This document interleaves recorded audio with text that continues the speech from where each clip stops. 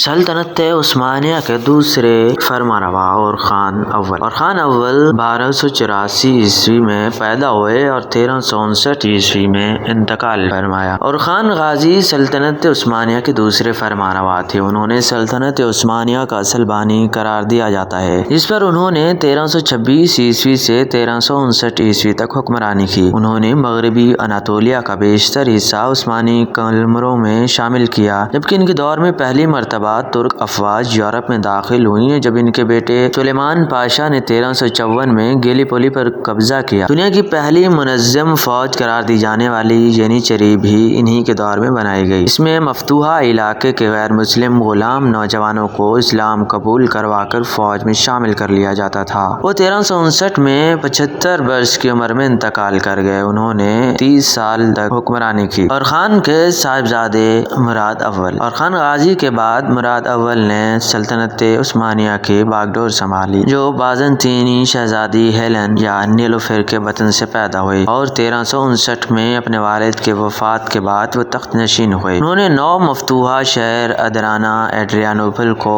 دارالحکومت قرار دے کر یورپ میں عثمانی پیش قدمی کو مضبوط کیا، اور بلقان کا بیشتر علاقہ عثمانی قلمروں میں شامل کیا اور بازنطینی فوج کو خراج دینے پر مجبور کیا۔ مراد اول پہلے حکمران تھے جنہوں نے آل عثمانی کو پہلی بار سلطنت عثمانیہ میں تبدیل کیا۔ انہوں نے 1383 میں سلطان کا لقب حاصل کیا اور ینیچری اور یو شرما کا نظام اور دیوان تشکیل دیا۔ انہوں نے سلطنت کو دو صوبوں میں نادولو اناطولیہ اور رومیلی میں تقسیم کیا۔ ان کے دور حکومت میں موجودہ بلغاریہ کا دارالحکومت صوفیہ سلطنت عثمانیہ میں شامل ہوا۔ انہوں نے پہلی جنگ کوسو میں بلقان کی عیسائی افواج کو شکست دی۔ وہ جنگ کے خاتمے کے بعد ایک زخمی سرب فوجی کے حملے میں شہید ہوئے۔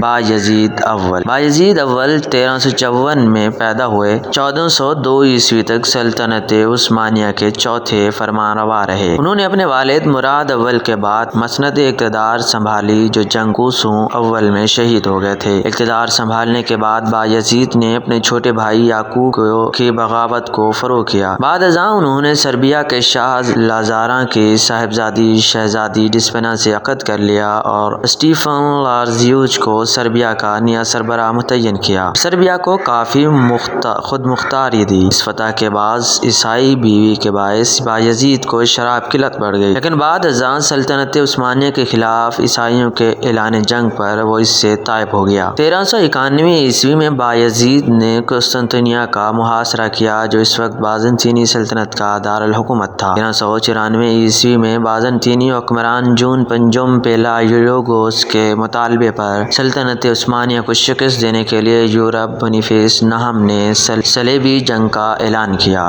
شاہ ہنگری اور رومی حکمران کی زیر قیادت اس مسیحی اتحاد میں فرانس اور ویلاچیا میں بھی شامل تھے۔ دونوں افواج کا ٹکراؤ 1396 میں نیکوپولس کے مقام پر ہوا، جہاں بایزید نے عظیم الشان فتح حاصل کی، اور اس شاندار فتح نے نہ صرف یورپ کے عیسائیوں کی کمر توڑ دی بلکہ بایزید کی شہرت کو بھی بام عروج پر پہنچا دیا۔ اس فتح کی خوشی میں بایزید نے دارالحکومت بورسا میں عظیم الشان جامع مسجد جامعہ قائم کی۔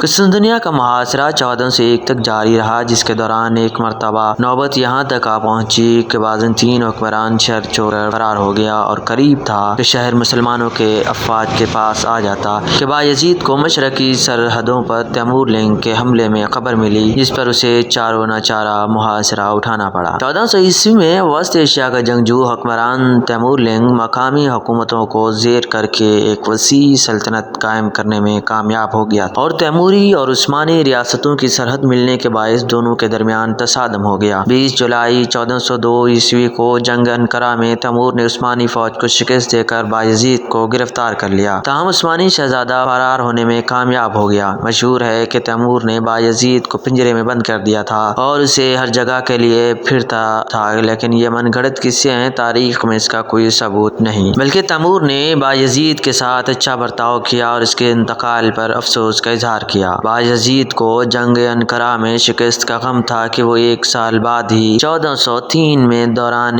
قید انتقال کر لیا۔